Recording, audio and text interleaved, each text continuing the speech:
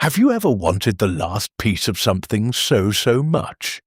A gulab jamun, a mango slice, the best seat near the window? Well, once upon a time, even the gods had that feeling too. Long ago, high above the clouds on a golden mountain called Kailash, lived the great god Shiva and his gentle wife Parvati.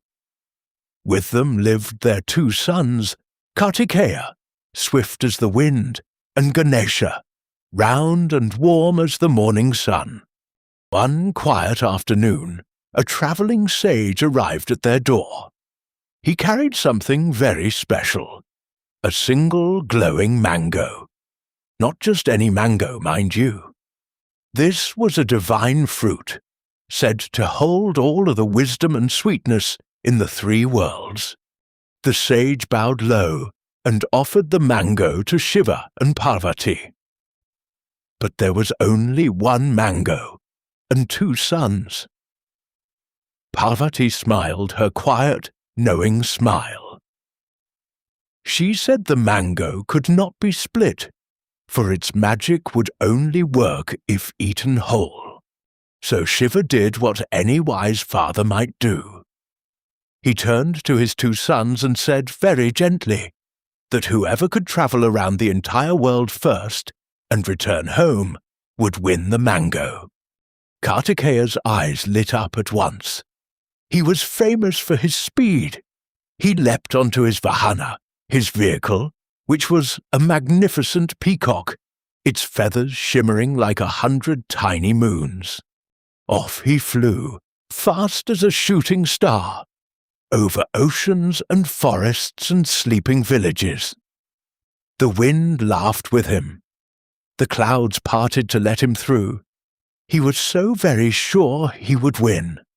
Now, Ganesha did not fly. He did not run.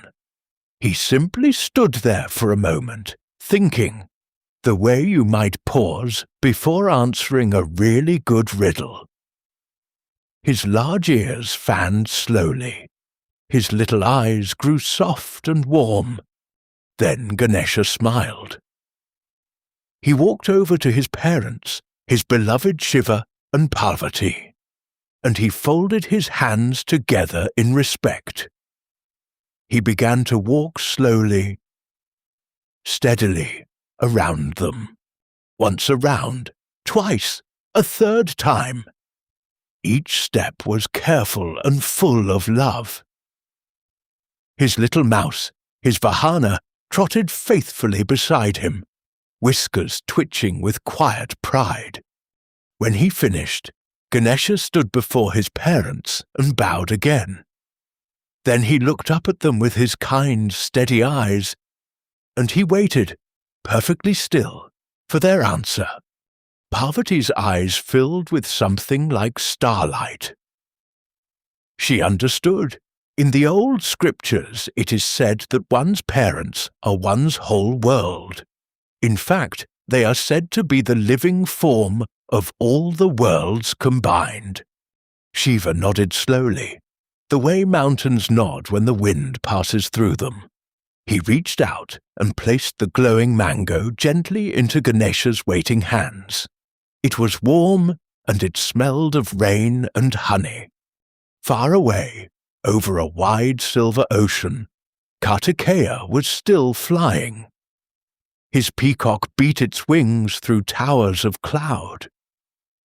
He looked down at the earth spinning below, rivers, deserts, distant temple bells drifting up like smoke. He flew on and on, over jungles where tigers slept, over mountains wearing caps of snow, over the dark deep sea where great whales moved like slow blue clouds beneath the waves. Finally, breathless and windswept, Kartikeya swooped back down toward Kailash. His peacock landed with a soft thud on the golden courtyard. He shook the stardust from his hair and looked around, ready to claim his prize. But the mango was already in Ganesha's hands. Kartikeya blinked. He looked at his parents. He looked at his brother. Then he looked at the mango, glowing softly in the lamplight. Shiva explained what Ganesha had done, how he had circled his parents 3 times with love and devotion. How, for Ganesha, the whole world was right there in that room, in the people he loved most. Kartikeya was quiet for a long moment. The kind of quiet that comes when you have heard something true, and it settles slowly into your heart, like rain into dry earth. Then slowly, the corner of his mouth curved into a smile. Not the proud smile of a winner, but the softer, warmer smile of someone who has just learned something they will never forget. Parvati drew both her sons close. The 4 of them sat together as the stars came out one by one above Kailash, slowly, like flowers opening at night. And Ganesha, this clever and loving god, has been remembered ever since as the one who is honored first, before any new beginning, before any journey, before any important thing is started. Even today, in homes all across India and the world, people light a lamp and say Ganesha's name before they begin something new. A journey, a school year, a first day, a fresh start, all because, on one quiet afternoon on a golden mountain, a round and gentle god understood something beautiful, that the whole world lives in the love of the people closest to you.